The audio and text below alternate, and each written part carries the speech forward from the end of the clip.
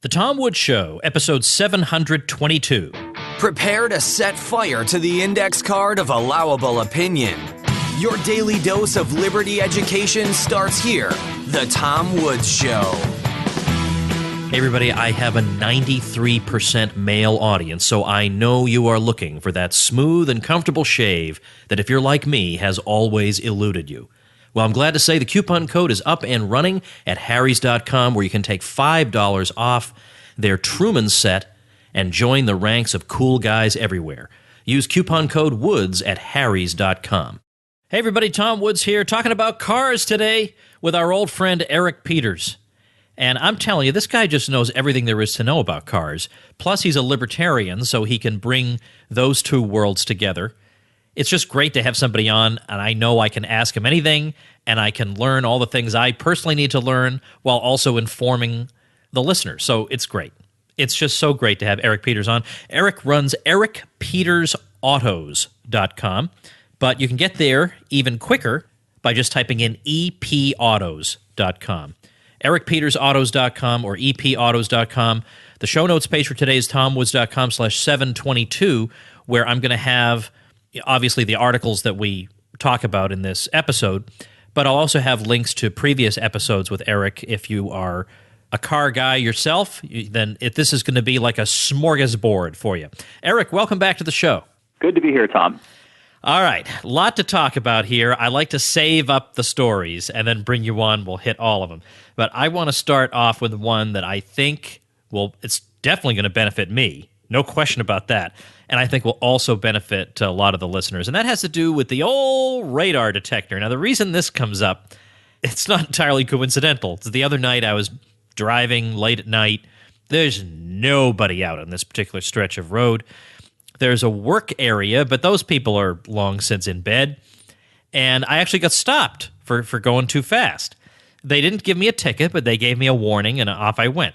But I'll tell you, I'm still stewing over it because I don't like being pulled over. And you can if you were to look at my internet browsing history, you can always tell when I've been pulled over, because within 5 minutes I'm doing a Google search for radar detectors. And I always pledge to myself that I'll get one, and then my inner laziness takes over and I don't get one. So I want to ask you, what radar detector should I get and why?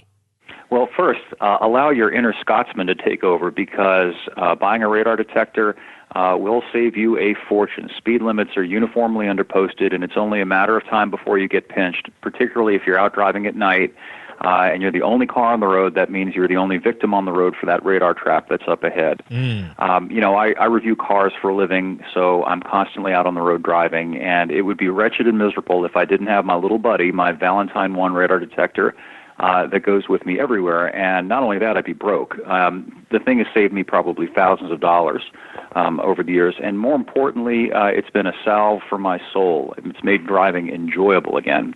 I mentioned the V1, the Valentine 1. That's the one that I use. It's the one that I recommend. And I'll tell you why I recommend it. It's been consistently found to have the greatest sensitivity to police radar, and that, of course, is very, very important. It also has filtering software that keeps the false flags, the fake signals, the not cop radar from bothering you. It also has directional indicators that tell you where the radar is coming from, either ahead, behind, left, or the right.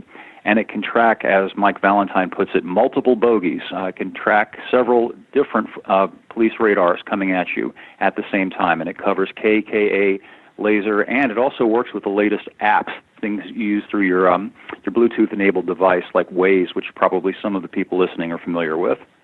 Yeah, I was going to ask you about some of those apps, because I think some people use the app instead of a radar detector. What's the problem with that? Is there a problem with that?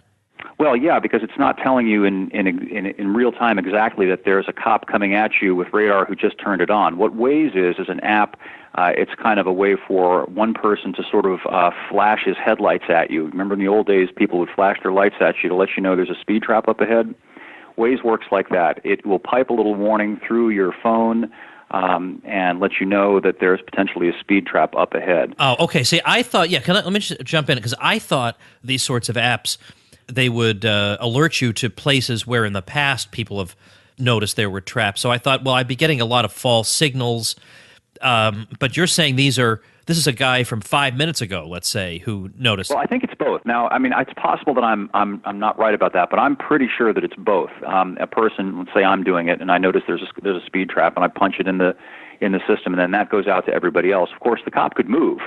He could be there now, but he might not be there 15 minutes from now. All right. So if your Valentine 1 radar detector is, and by the way, we have in case people are wondering what's the link with libertarianism, I want to not give the government money. This is the best way when driving. This is countermeasures. It's one of the few ways left to us that we can kind of sort of end run and dodge all this ridiculous rigmarole. But tell me why, if the Valentine 1 is also supplemented by this information coming in from these apps, why am I not getting all kinds of annoying false signals all the time? Would it be too sensitive? Would it overdo it? Would it give me more information than I want? Well, the cheap radar detectors, the problem with the lower cost ones is that they will constantly trigger a false signal and a false warning. Radar emanates from sources other than police cars. It emanates from, for example, garage doors, automatic doors. And lately, over the last several years, many new cars now come with various safety technologies such as lane keep assist and park assist and so on that use radar and laser and generate their own radar and laser signature. So, you're driving down the road and there may be an Audi or a Lexus up ahead and it's emanating a signal, and your cheap detector will pick that up and freak you out. You'll slam on the brakes, or you'll get to the point where you just ignore the warnings because you're thinking it's probably not a cop, and then it turns out that there is a cop up the road. The V1 has new software. Mike Valentine and I were talking about this the other day. He's the head of the company, and he's the guy who actually developed the original Escort radar detector back in the 70s, by the way. The new filtering software is designed to weed that out and to only give you a warning if it's an actual threat, if it's an actual police radar signal that's up ahead or behind you or to the left or the right. All right. Well, I'm pledging now to the world here on the show that I'm going to buy the Valentine 1. And I'm going to have fun using it. I'm going to have a big old smile on my face as I'm driving by one of these traps. But I'm also going to link to it on the show notes page so other people who have been, I'm sure I'm not the only one, where you swear to yourself you're going to buy one, and then other things come up and you forget about it. Today's the day. So I'll link to it at tomwoods.com/722. All right. So that was a question that I had just for myself. But I got a bunch of other ones for you, and some of them are coming from listeners who have posted them in my private Facebook group. Okay. So one of them has to do with everybody seems to be interested in Tesla all the time. There's some question coming up. And you had a story you posted recently involving cars catching on fire. Can you tell us about that? Well, yeah, I'm interested in Tesla, too. What I'm particularly interested in is the disparate reaction to this problem that Teslas apparently have of spontaneously auto-igniting. There was an incident about a week or so ago in Paris. Tesla had a media event. They call these things ride and drives for journalists like me, where they bring the car out and they show it to the media. Well, a couple of reporters were there and got in the car, and they smelled smoke, and smartly they got out of the thing, and within moments it had caught fire and burned to the ground. This is not the first time that this has happened. This has happened in several other cases, and it's very strong and persuasive evidence that there may be a design problem with these Teslas. They have lithium-ion battery packs, and those things tend to get hot. There may be a problem with the design of the battery pack. There may be a problem with the way it's positioned in the car that makes it vulnerable. Who knows? The point is that these cars are catching fire, and I would think that that's a significant safety problem, and yet there's virtual silence from the media. I can tell you, I've been writing about cars for 25 years, and if I had gone to a Ford or a Toyota ride and drive, let's say, along with my other fellow journalists, and the car actually caught fire in front of us, that would have been all we'd been talking about the next day and for weeks thereafter, and it would have been the main story in automotive news, probably would have led the evening news on the major networks, and there almost certainly would have been all sorts of hue and cry for recalls and investigations. But with these Teslas, there's silence. It's very interesting.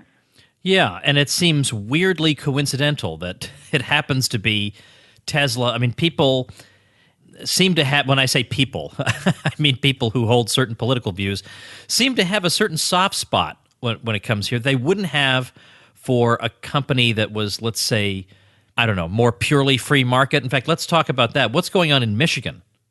Well, that's another aspect of this story, but just briefly to get back to that thing, there's sort of this fanboy element to Elon Musk. He is regarded by some as sort of a latter-day Tony Stark. I don't think he is. I think he's a rent-seeking crony capitalist.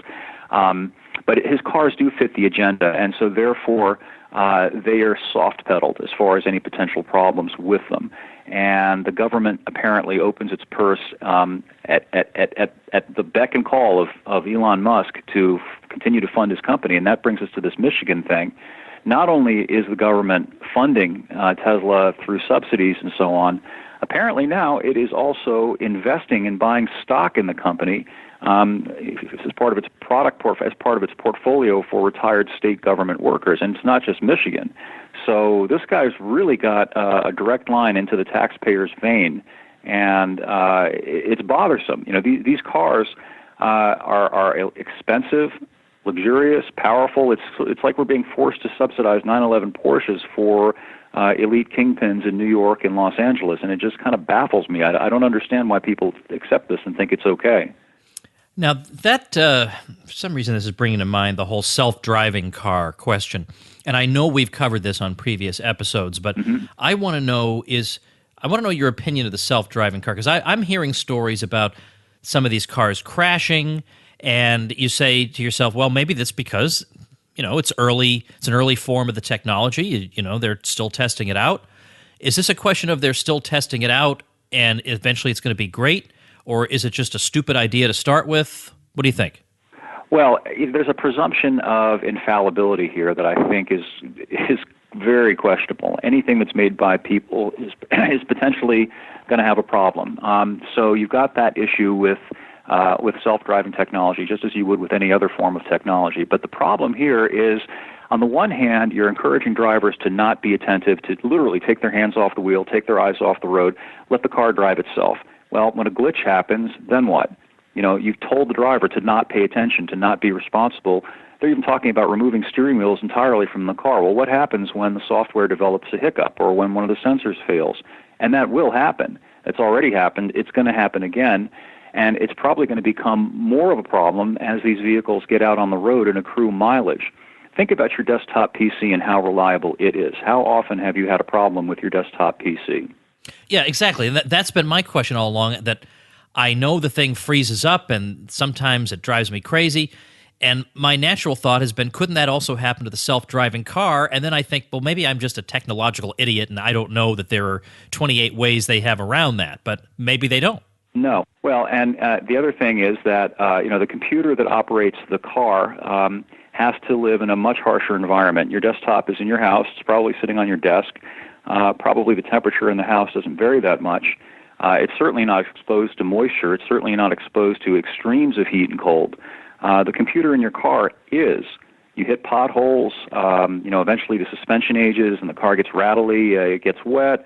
It's outside in the summertime when it's 100 degrees out. It's out in the winter when it's minus 10 outside.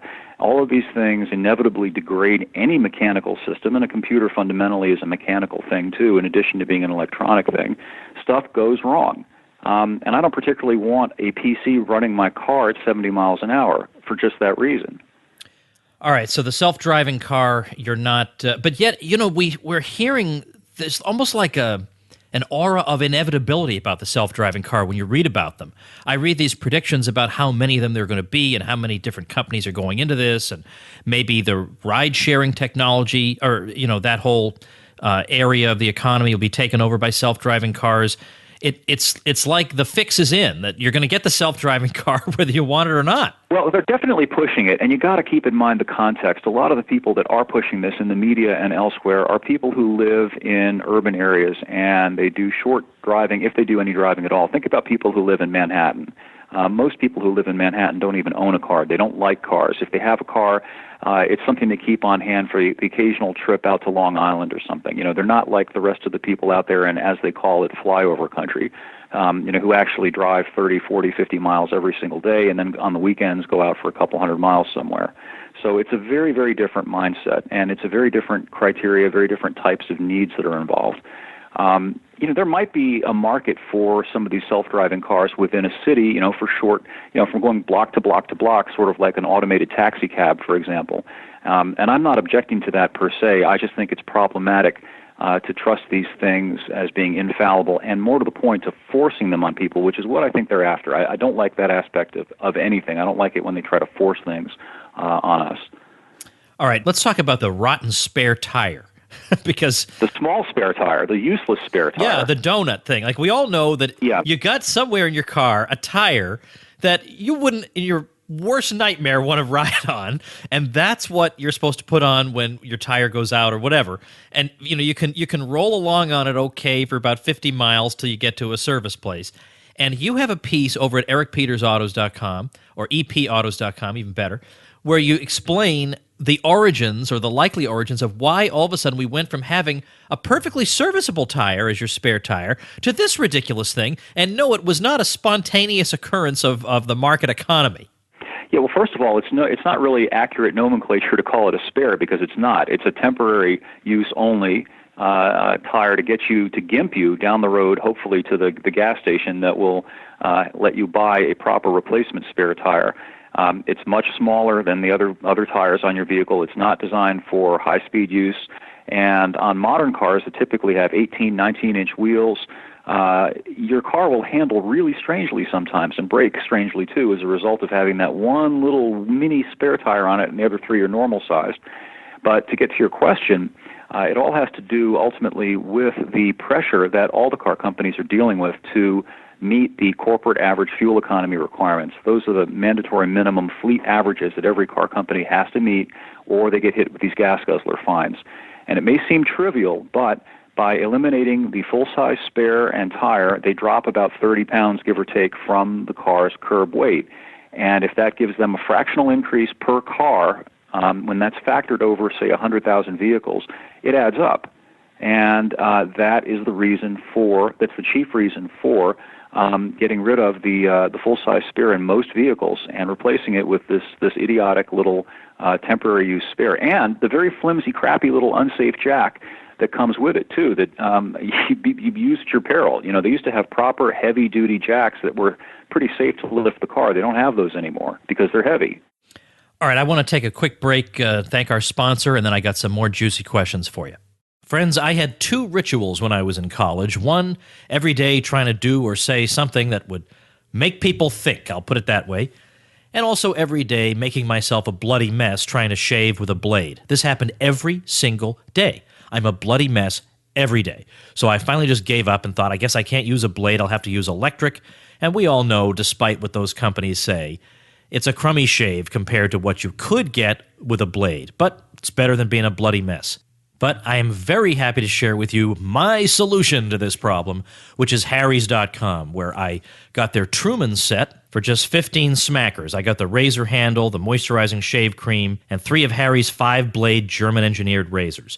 Plus, they're giving you guys a special deal. They'll give you $5 off your first purchase with promo code WOODS.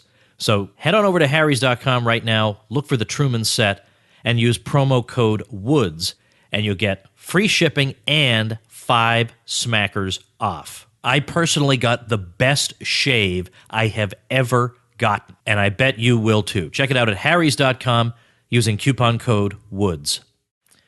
All right, back to some questions. I've got another question that came in from a listener, and doggone it, I went back and I tried to search for that question. I could not find it in my, I have a private Facebook group for supporters of the show. I could not find, but I know it was roughly along these lines. I think the guy was in the market for, I guess, a pickup truck, and he was just curious to know why it was that they seem to be just so darn expensive. And now there could be natural explanations for that, sure, but how would you answer that question? Well, easily. One of the reasons that they become more expensive gets back to the thing we were talking about a moment ago with the spare tires, the corporate average fuel economy requirements. Those apply to trucks, too. And, of course, trucks are heavy, and they're expected to do real work, pull things and haul things and so on, and so they need powerful engines. Well, one way to sort of meet the conflicting demands of the government and the marketplace is to get rid of big V8 engines and replace them with smaller but heavily turbocharged engines. That's what Ford has done in its 1500 series pickup, the F-150. They have a whole line now of, they call it EcoBoost engines that are V6 engines with turbochargers on them. And naturally, an engine with a couple of turbochargers and all the associated plumbing and other parts on it is going to cost more than a truck with a conventional V8 engine in it. Ford also has gone to aluminum bodies to lighten up the truck in order to try to get it to get better gas mileage. So those are two specific examples of why the vehicles have gotten to be so doggone expensive versus what we were used to in the past. In fact, you have an item also at epautos.com on new automobile features that ought to be optional. So what would some of those be? Oh my gosh, where do we even start? Well, if you've been in a new car lately, you've probably noticed it's got an LCD touchscreen. And that's because the government mandated these backup cameras with a view screen, apparently because a couple of people backed over a kid. So now everybody's got to have a backup camera in their car. Well, usually these things multiplex a lot of the other car systems, including the audio, including the air conditioning, and so on. Well, you get in the car, and you turn it on, and you put it in reverse and try to back. Well, if you back up before you even can do anything, the thing will give you the little lawyer caveat. It gives you a whole list of things that you're not supposed to do, and then you have to click agree, I agree, and you have to do that every single time you drive the car before you can do anything, before you can turn on the radio, before you can adjust the air conditioning in some cars, and so on.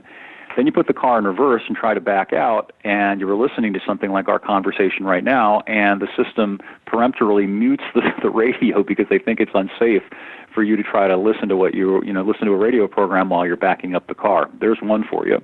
All right, now I want to ask you a question that is, I don't want to say a selfish question, but let's say it's a question that I have a great interest in, but that I also think, again, that some listeners might have an interest in, because everybody's interested in an inexpensive car. Mm-hmm. And I will get into the used versus new car thing a little bit later. But sure. on the question of, suppose I want to get a new car, and I'm on a budget, and I want to choose from some of these low-end cars that are inexpensive. But at the same time, I don't want to get a car that I'm absolutely going to hate. Now, the reason I ask this is as follows. Now, this is the first time I've told anybody this publicly. All right, so now people are going to know about this. You know I have a website called libertyclassroom.com, and Yep. people can listen to courses on history and stuff on the go whenever they want. And they learn the truth and all that. And I love it, and they love it, and it's great. Well, I have an affiliate program, so people who, through their affiliate link, bring in subscribers to Liberty Classroom, I pay out a 50% commission, which is a pretty generous commission schedule. Well, I haven't announced it officially yet, but I'm having an affiliate contest in November for a few days, just a few days.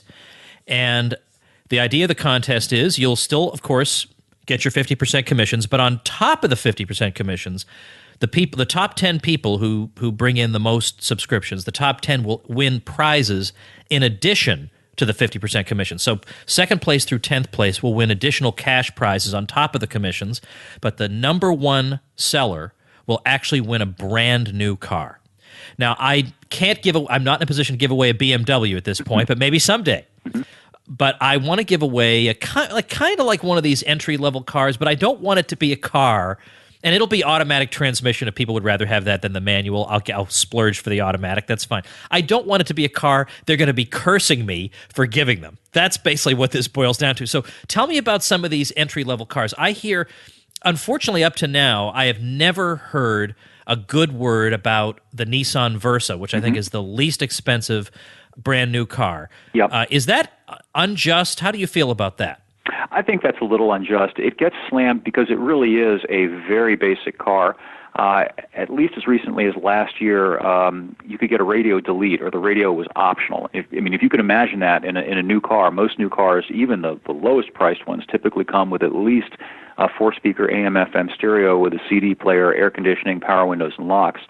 But to get that car's price, the Versa's price, down to, I think it's about $12,000, I think in that ballpark, 11 or 12,000.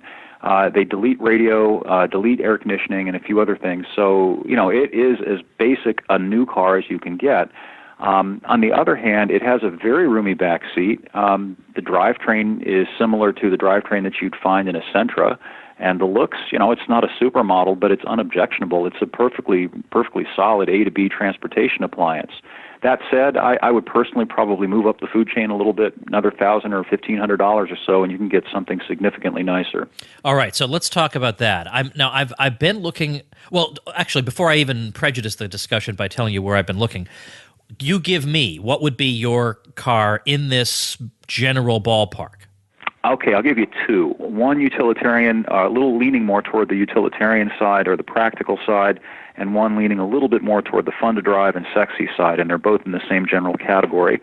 The first one is the Volkswagen Jetta sedan, which you can get for just under $18K sticker. Unfortunately, it's no longer available with this superb diesel engine because of all of this stuff with the federal government crucifying Volkswagen. But they do have a new 1.8-liter gas engine that gets about 40 miles per gallon, and it's just a very nicely finished, nicely driving car.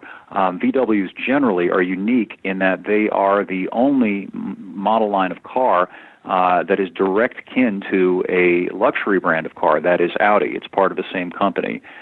You can look at Volkswagen as sort of less ostentatious Audis, and they are. The Jetta is directly related to the A4 and the A6 sedan, and they drive very similarly, but the Jetta is much less expensive, and it's a very, very pleasant, very nice car. The other one that I would recommend is the Mazda 6. You get in that car and you think, wow, how can this car only cost about $18,000 or $19,000? It looks and feels like a $28,000 car. And Mazdas are known for being lots of fun to drive. They're not necessarily the fastest things in town, but boy, they're a lot of fun to drive. Good-looking car, very well-equipped car, and also a car that gets exceptional gas mileage as well. All right. Okay. I'm taking this all down. I'm seriously considering this. Now, let me tell you where I was looking before, and you tell me what my mistake is, or maybe not. I was looking at the Kia Soul and the Kia Rio. What can you tell me about those cars? But you know what I love, by the way? I should say, Eric, I'm sorry to keep just complimenting you all the time, but I could just throw all these cars at you, and I don't have to worry that you're going to say, well, I don't know anything about that car. It's just great.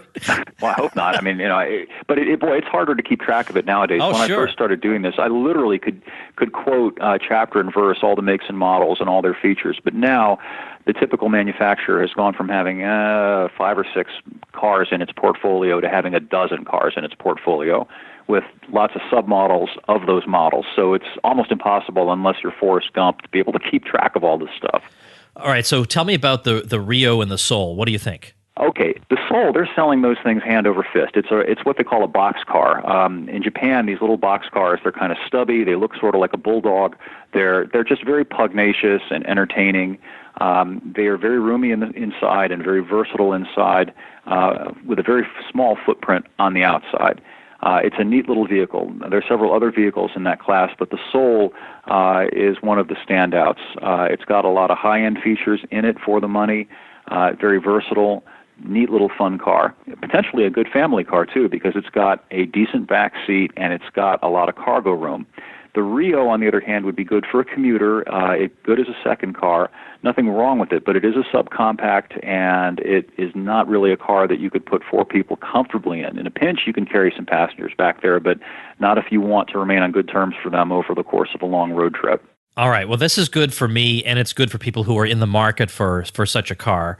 I'm looking at the Mazda 6 right now, and I'm just thinking about looking at the prices that I'm seeing for it. I mean, I get that it's more car than you're paying for, which, by the way, back in the days when I had a Hyundai Sonata, that's how I felt about the Sonata, that I felt like, actually, it was the Sonata that I had like around 2005. I liked that Sonata, and I really felt like that was more of a car than I had paid for.